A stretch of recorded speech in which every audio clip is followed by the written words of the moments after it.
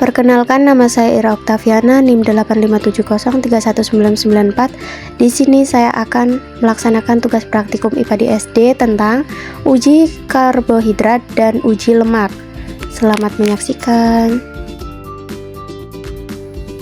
Di sini saya akan melakukan praktikum IPA di SD tentang uji coba uji karbohidrat dan uji lemak. Nah, yang pertama-tama saya akan melaksanakan praktikum tentang uji karbohidrat.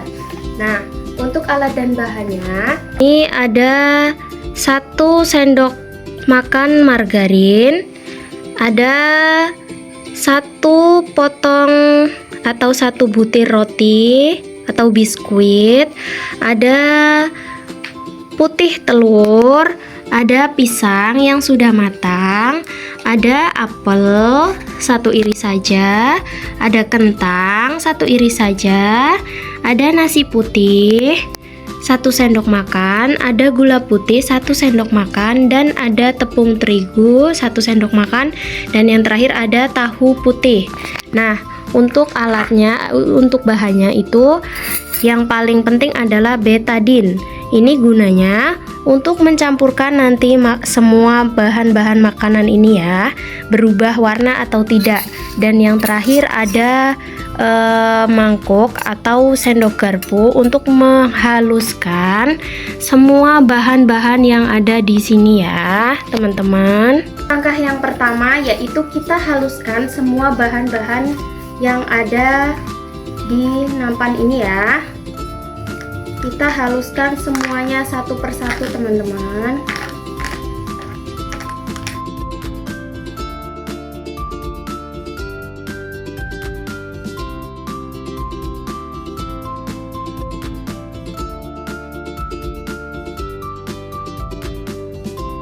Setelah semuanya sudah lembut, langkah selanjutnya yaitu kita teteskan betadinnya 2-3 tetes ke dalam bahan-bahan ini ya.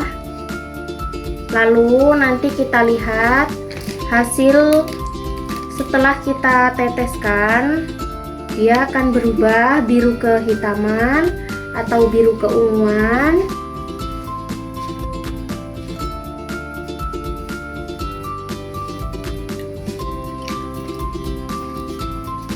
Kita diamkan selama 10 detik dulu ya, teman-teman ya.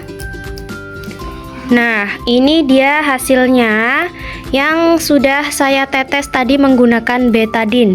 Yang pertama yaitu nasi. Nasi ini menunjukkan perubahan warna menjadi biru kehitaman ya, teman-teman ya. Bisa dilihat.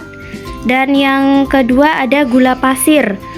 Wah, ternyata gula pasir ini warnanya tetap atau tidak berubah ya, teman-teman ya. Dan kemudian yang ketiga yaitu apel. Nah, apel juga warnanya tidak berubah, tetap sama ya, teman-teman ya. Dan selanjutnya yaitu ada pisang. Nah, ini pisang warnanya menjadi ungu kebiruan ya, teman-teman ya, bisa dilihat ya. Nah, kemudian yang selanjutnya yaitu biskuit. Biskuit atau roti ini ternyata menjadi biru kehitaman ya, teman-teman ya.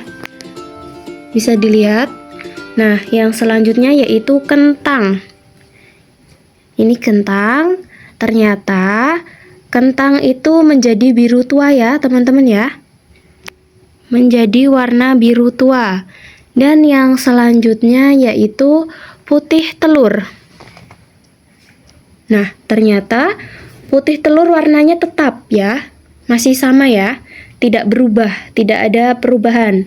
Yang selanjutnya yaitu tahu putih. Tahu putih yang sudah dihaluskan, teman-teman. Nah, ternyata tahu putih juga tidak menunjukkan perubahan warna ya.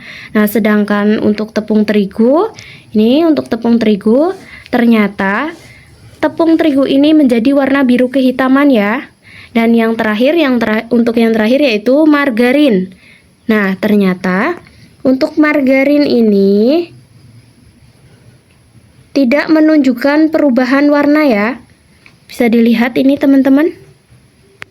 Kandungan zat makanan atau karbohidrat dalam suatu bahan makanan dapat didefinisikan melalui sebuah pengujian menggunakan larutan betadin. Nah, hasil pengujian akan menunjukkan perubahan warna pada bahan makanan yang telah diteteskan oleh betadin ya. Nah, menjadi biru tua atau biru keunguan hingga biru kehitaman. Semakin pekat warna birunya, maka semakin tinggi kandungan karbohidrat pada makanan tersebut ya, teman-teman ya. Nah, berdasarkan hasil pengamatan di atas, kandungan karbohidrat terdapat dalam pisang, nasi, biskuit, tepung terigu, dan kentang. Nah, untuk praktikum selanjutnya yaitu saya akan melakukan uji coba pada uji lemak. Di sini terdapat bahan-bahan yang akan saya gunakan ya, teman-teman ya. Nah, untuk bahan-bahan yang akan saya gunakan yaitu ada seledri, ada kacang tanah kering, ada kemiri, ada wortel, ada margarin, ada air mineral, ada santan, ada minyak, dan ada susu. Ini susu bubuk ya, tetapi sudah dikasih air. Ada apa ini? Ada sumpit. Kok sumpit sih? Ada sedotan. Oh, salah pipet. Ada pipet. Butuh 3 biji aja nanti untuk mengambil ini yang berbentuk cair, dan ada sampul warna coklat yang sudah saya beri nama masing-masing ya. Ada seledri, ada kacang tanah kering, ada santan, ada air, dan lain-lain ya. Nanti kita tumbuk semuanya, nanti kita letakkan di atas kertas ini ya, teman-teman ya. Selanjutnya yaitu untuk langkah selanjutnya yaitu saya akan meletakkan bahan-bahan di atas sampul buku yang berwarna coklat ini ya, teman-teman ya. Pertama saya akan meneteskan air di dalam sampul yang sudah saya siapkan. Apakah nanti ada lemaknya setelah kita kasih pencahayaan atau tidak? Nah, kita tunggu hasilnya dalam 10 menit ya, teman-teman ya. Kita biarkan 10 menit. Nanti ada perubahan atau tidak ya. Nah, ternyata setelah saya diamkan selama 10 menit, ternyata kacang tanah kering meninggalkan bekas noda minyak. Bisa dilihat ya, teman-teman ya. Nah, sedangkan untuk wortel tidak meninggalkan bekas noda minyak.